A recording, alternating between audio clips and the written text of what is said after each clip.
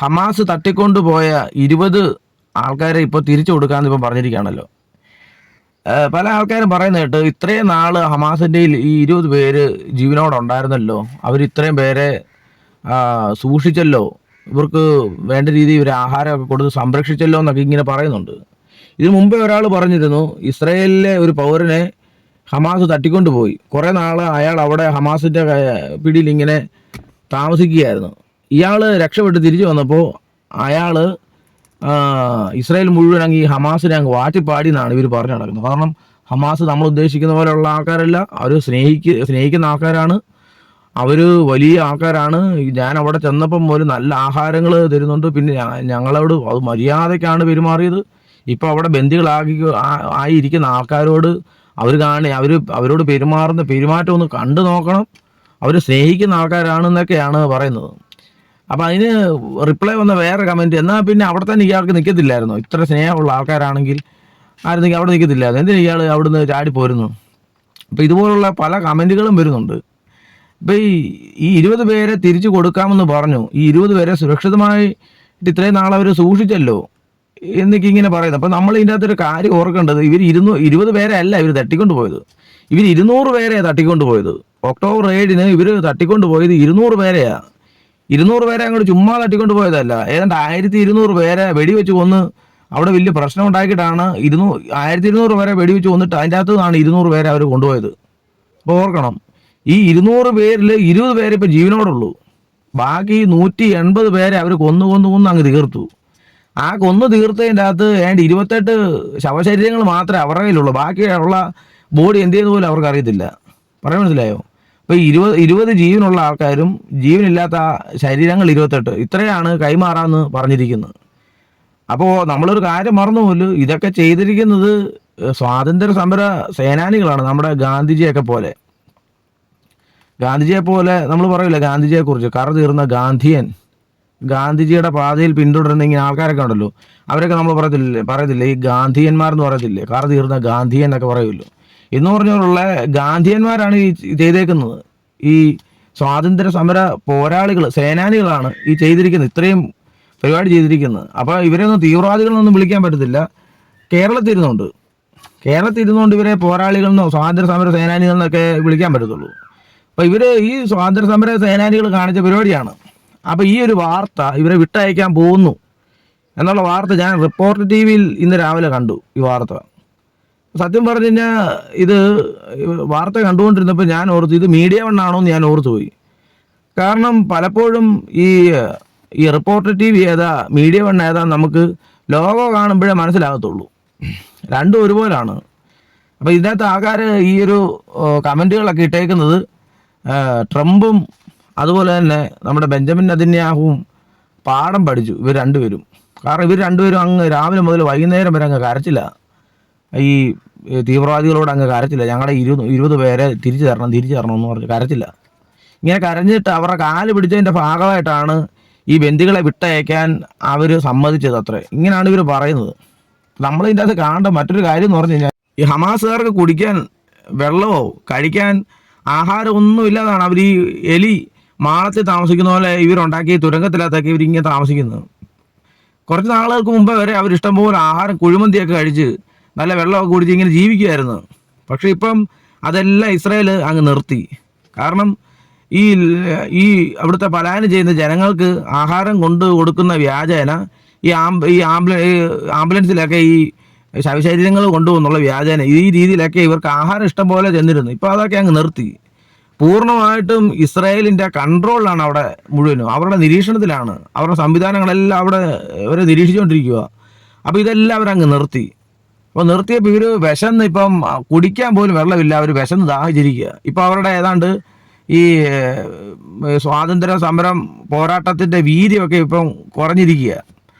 അപ്പോൾ ഇവരെല്ലാം വിശന്ന് ദാഹിച്ചിരിക്കുമ്പോൾ ഇപ്പം പുതിയൊരു പരിപാടിയായിട്ട് അവർ വന്നേക്കുക, 20 പേരെ ഞങ്ങൾ വിട്ടയക്കാം, ഇസ്രായേൽ ഇവരുടെ സ്ഥലത്ത് നിന്ന് പോകണമെന്ന്.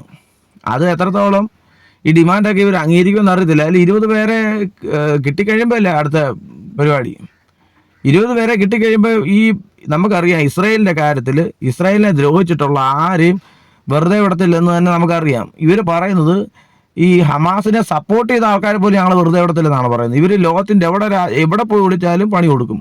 ഇവരിങ്ങനെ നിരീക്ഷിച്ചുകൊണ്ടിരിക്കുകയാണ് ഇവന്മാരൊക്കെ എവിടെയൊക്കെ ഉണ്ട്, എവിടൊക്കെയാണ് ഇവർ താമസിക്കുന്ന പോലും ഇവന്മാർക്കറിയാം.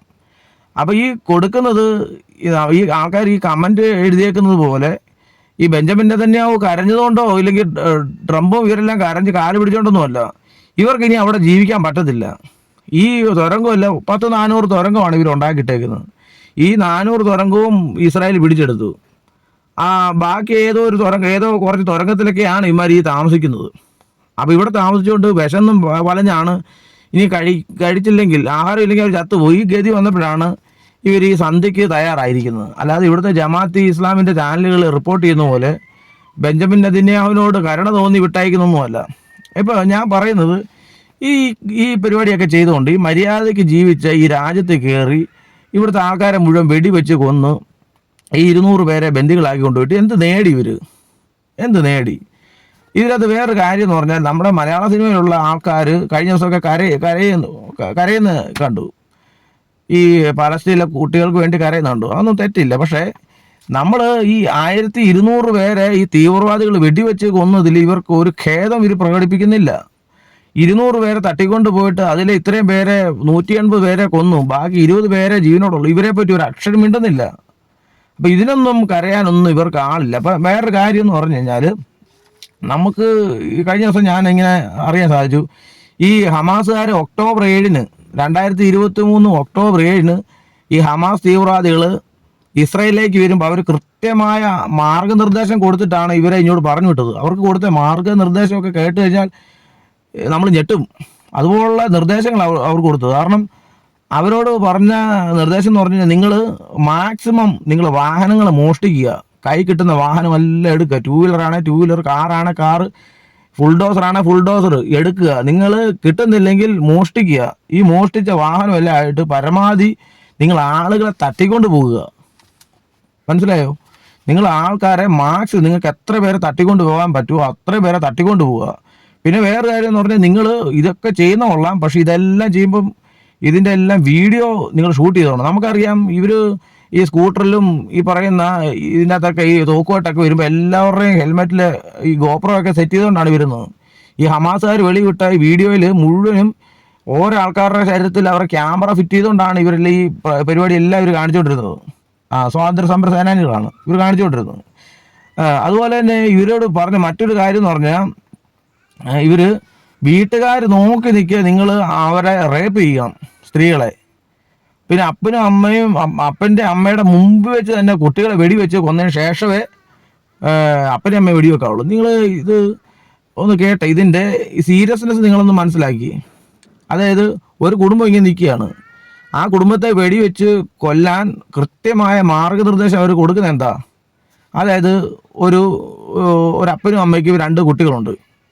ഈ കുട്ടികളെ 2 പേരെ വെടിവെച്ച് കൊന്നു ആ അപ്പൻ്റെ അമ്മയുടെ മുമ്പിലിട്ട് ഈ പിള്ളേരെ വെടിവെച്ച് കൊന്നതിന് ശേഷമേ അപ്പനെ അമ്മയെ വെടിവെക്കാവുള്ളൂ. അവരോട് പറഞ്ഞ മാർഗനിർദ്ദേശമൊക്കെയാണ്. അപ്പോൾ മര്യാദയ്ക്ക് ജീവിക്കുന്ന ഇസ്രായേലിൻ്റെ മണ്ണിൽ കയറി ഈ മാതിരി ഇത്രയിലെ പരിപാടിയില്ല, അതായത് കുടുംബത്തിൽ കയറി എല്ലാവരും നോക്കിക്കുക, റേപ്പ് ചെയ്യുക സ്ത്രീകളെ. ഇതെല്ലാം കാണിച്ച ആൾക്കാർക്ക് വേണ്ടി കരയുന്ന ഒരു പറ്റം ജനങ്ങൾ, അത് കേരളത്തിലേ കാണത്തുള്ളൂ ഇങ്ങനെ കരയുന്നത്. ഈ കണ്ണീരൊക്കെ എവിടുന്ന് വരുന്നതാണെന്ന് എനിക്കറിയത്തില്ല. അപ്പോൾ ഇസ്രായേലുള്ള ഈ ആൾക്കാരെ ബന്ദികളാക്കി ഇവർ കൊണ്ടുപോകുമ്പോൾ ഇവരുടെ കണക്കൂട്ടൽ എന്ന് പറഞ്ഞു കഴിഞ്ഞാൽ, ഇവരെ വെച്ച് ബ്ലാക്ക് മെയിൽ ചെയ്യാന്നുള്ള രീതിയിലാണ് ഇവരെല്ലാം തട്ടിക്കൊണ്ട് പോകുന്നത്. ഇവരെ വെച്ച് വില പേശാം, ഇത്രയും പേരാണല്ലോ നമ്മുടെ കയ്യിൽ ഇരിക്കുന്നത്. അപ്പം എന്തൊക്കെ പറഞ്ഞാലും ഇസ്രായേൽ തങ്ങളുടെ വരുതിയിൽ വരും എന്നുള്ള രീതിയിലായിരുന്നു ഇവരെല്ലാം കൂടി കൊണ്ടുപോയത്.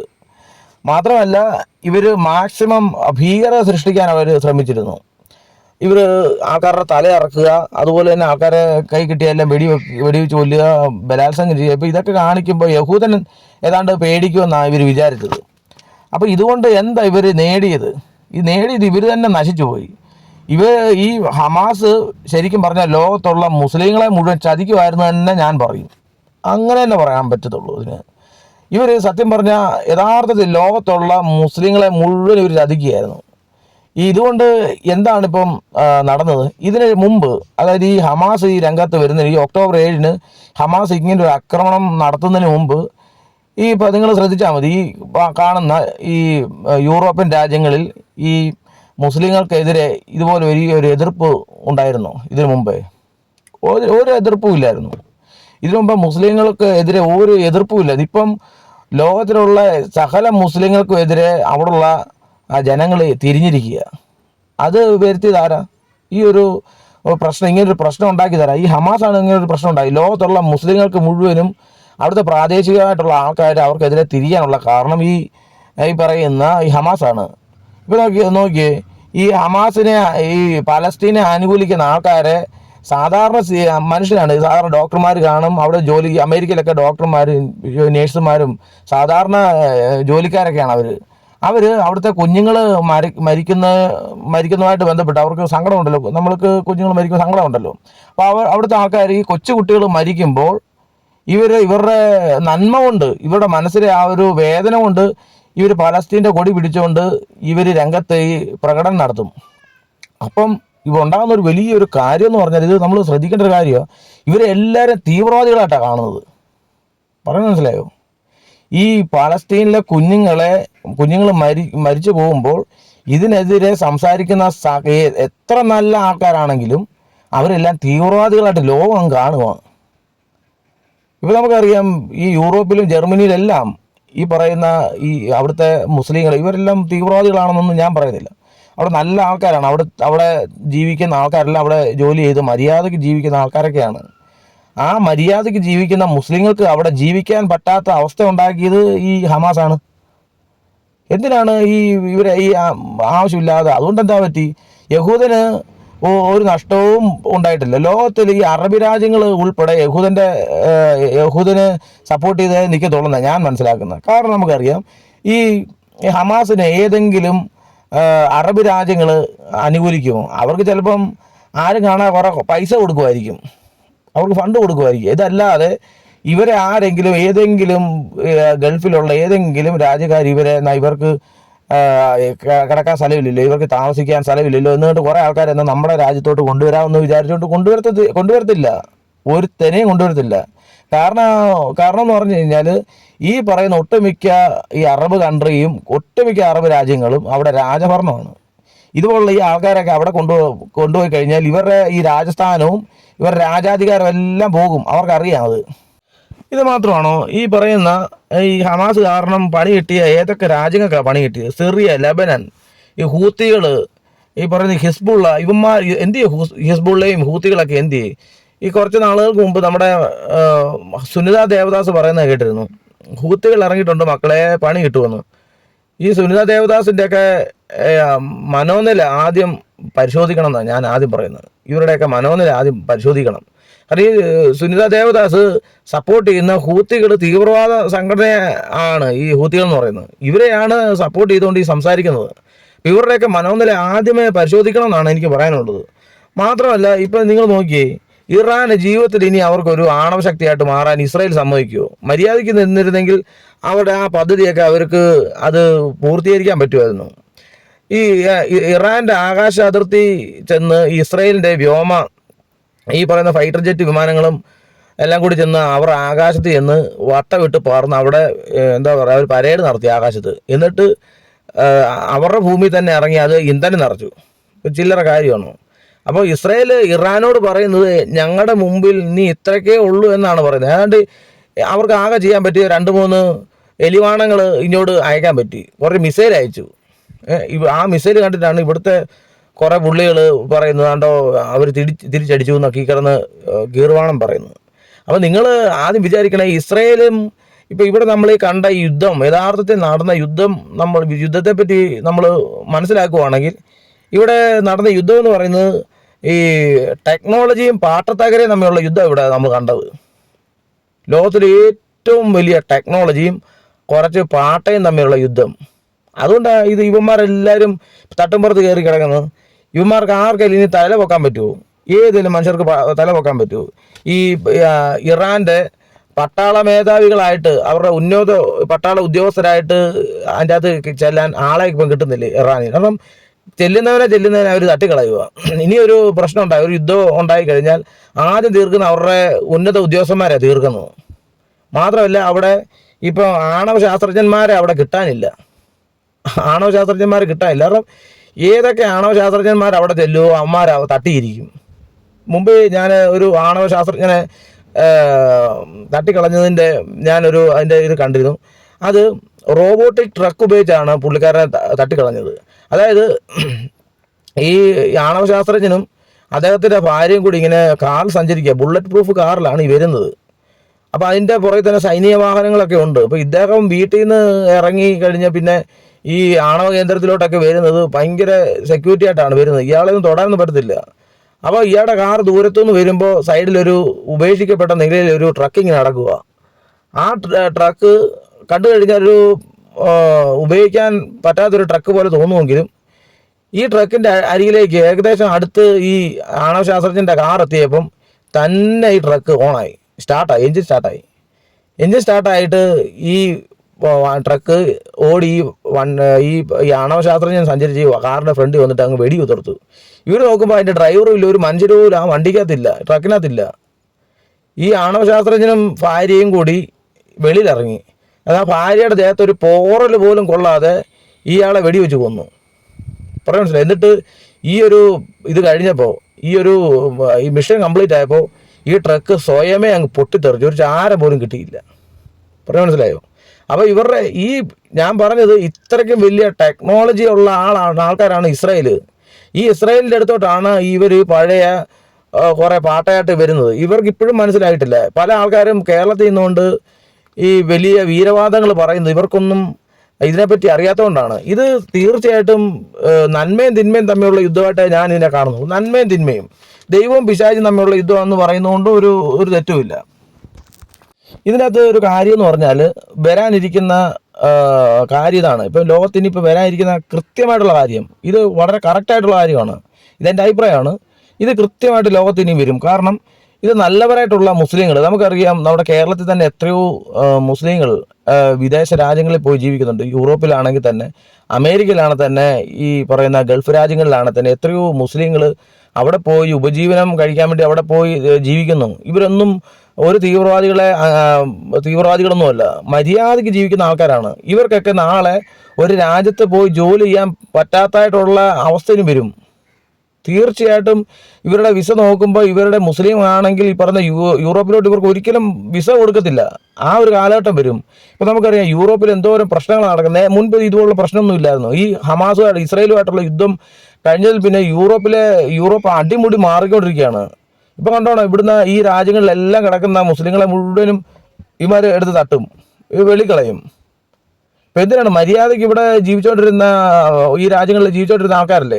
മാത്രമല്ല അവരുടെ കയ്യിലും ഒരുപാട് പ്രശ്നമുണ്ട്. ഇവർ ഈ പാലസ്തീനിലെ ആൾക്കാർക്ക് വേണ്ട ഐക്യദാർഢ്യവുമായിട്ട് ഈ ബാനറും പിടിച്ചുകൊണ്ട് വലിയ ജാഥയൊക്കെ നടത്തിയോണ്ടാണ്. പക്ഷേ ഈ ജാഥ നടത്തുന്നതുകൊണ്ട് എനിക്കത് വ്യക്തിപരമായിട്ട് നമുക്കറിയാം, അവർ കുഞ്ഞുങ്ങൾ മരിക്കുന്നതിനുള്ള സങ്കടത്തിലായിരിക്കാം. പക്ഷേ ഇങ്ങനെ ഈ സങ്കടത്തിൽ ജാഥ നടത്തുമ്പോൾ ഇതിൽ വരുന്നൊരു പ്രശ്നം എന്ന് പറഞ്ഞാൽ, നേരത്തെ ഞാൻ പറഞ്ഞ പോലെ ഇവരെയും തീവ്രവാദിയായിട്ടാണ് ലോകം കാണുന്നത്. ഇതൊക്കെ വരുത്തി വെച്ചത് ആരാ? ഈ ഹമാസ് കാണിച്ച ഈ ഒരു കൊള്ളരുതായ്മ കൊണ്ട് അതിൻ്റെ ഭവിഷ്യത്ത് അനുഭവിക്കുന്നത് ലോകത്തിലെ എല്ലാ മുസ്ലിങ്ങളും ഇതിൻ്റെ ഭവിഷ്യത്ത് അനുഭവിക്കേണ്ടതായിട്ട് വരും. അത് വലിയ വില കൊടുക്കേണ്ടി വരും, ഒരുപാട് വില കൊടുക്കേണ്ടി വരും. അപ്പോൾ നമ്മൾ ഇതിൻ്റെ അകത്ത് കൃത്യമായിട്ട് മനസ്സിലാക്കേണ്ടത്, ഇത് ഞാൻ നേരത്തെ പറഞ്ഞ പോലെ നന്മയും തിന്മയും തമ്മിലുള്ള യുദ്ധമാണ്. ബൈബിളിൽ പറയുന്ന ഇസ്രായേലിനെ കുറിച്ച് ബൈബിളിൽ പറയുന്ന, ഇസ്രായേല് ഞാൻ നിന്റെ ചുറ്റുമുള്ള ജാതികൾക്ക് പരിഭ്രമ പാത്രമാക്കി തീർക്കും. ഇപ്പോൾ എങ്ങനെ ഇരിക്കുന്നത്? കൃത്യമായിട്ട് എഴുതിയത് കൃത്യമായിട്ട് ഇപ്പം നടന്നുകൊണ്ടിരിക്കുകയാണ്. ഒരേ സമയം എത്ര രാജ്യങ്ങളോടാണ് അവർ യുദ്ധം ചെയ്തത്? നമുക്കറിയാം, ഇന്ത്യ പാകിസ്ഥാനുമായിട്ട് യുദ്ധം നടത്തുമ്പോൾ അതേ സമയം തന്നെ ചൈനയായിട്ടൊന്നും യുദ്ധം നടത്തിയിട്ടില്ല. ഒരേ സമയം ഒരേ യുദ്ധം. അതിൽ കൂടുതലായിട്ട് ഇന്ത്യ ഒരേ സമയം 2-3 രാജ്യങ്ങളുമായിട്ട് യുദ്ധം നടത്തിയിട്ടില്ല. അപ്പോൾ ഇവിടെ നിങ്ങൾ നോക്കിയേ, ഒരേ സമയം എത്ര ആൾക്കാരുമായിട്ടാണ് യുദ്ധം നടത്തുന്നത്? ഒരേ സമയം എത്ര ആൾക്കാരുമായിട്ടാണ് യുദ്ധം നടത്തുന്നത്? അപ്പോൾ അതുകൊണ്ടാണ് ഈ രാജ്യങ്ങളെല്ലാം തകർന്നു പോയി. ഇറാൻ ഏതാണ്ട് വലിയ ശക്തിയാണെന്ന് പറഞ്ഞ അവരൊക്കെ തകർന്ന് തരിപ്പണമായി പോയി. അപ്പോൾ ഈ മറ്റൊരു കാര്യം, ഇറാൻ്റെ പ്രസിഡന്റ് വിചാരിക്കുന്ന താൻ എന്തോ വലിയ സംരക്ഷണ വലയത്തിലാണ് താൻ ജീവിക്കുന്നതാണ്. അതൊക്കെ ചുമ്മാതാണ്. ഇസ്രായേൽ നേരത്തെ പറഞ്ഞുള്ള കാര്യമാണ്, ഇയാളെ കൊല്ലണമെങ്കിൽ വെറും നിസ്സാരമാണ്, അവരെ കൊല്ലാതിരിക്കുന്നതാണ്. പറയാൻ മനസ്സിലായി. അപ്പം ഇസ്രായേലിനെ സംബന്ധിച്ചോളം ബൈബിളിൽ അവരുമായിട്ട് ബന്ധപ്പെട്ട് പറയുകയാണ്, ഇസ്രായേലെ, ഞാൻ നിന്റെ ചുറ്റുമുള്ള ജാതികൾക്കൊരു പരിഭ്രമ പാത്രമാക്കി മാറ്റും. അതിപ്പോൾ സംഭവിച്ചുകൊണ്ടിരിക്കുകയാണ്. മറ്റൊരു വാക്യം ഇതുമായിട്ട് ബന്ധപ്പെട്ട് പറയുന്നുണ്ട്. അത് പറയുന്നത്, ജെറുസലേമേ, നീ ഭാരമുള്ള ഒരു കല്ലാവുന്നു, നിന്നെ തൊടുന്നവനെല്ലാം അതികഠിനമായ മുറിവേൽക്കും. എന്ത് കൃത്യമാണെന്ന് നോക്ക്. ഇതാണ് നേരത്തെ ABC മലയാളത്തിൽ വന്ന രണ്ട് അവർ ക്രിസ്ത്യാനികൾ പോലും അവർ പറഞ്ഞാണ്, നിങ്ങൾ ബൈബിൾ വിശ്വസിക്കുന്നു ഇപ്പോൾ ഇസ്രായേലുമായിട്ട് ബന്ധപ്പെട്ട്. കാരണം ബൈബിളിൽ പറയുന്ന ഈ പ്രവചനങ്ങളും ബൈബിൾ പറയുന്ന കാര്യങ്ങളൊക്കെ കൃത്യമായിട്ട് ഇസ്രായേലുമായിട്ട് ബന്ധപ്പെട്ടുള്ള കാര്യങ്ങൾ ഇപ്പോൾ നടന്നുകൊണ്ടിരിക്കുകയാണ്.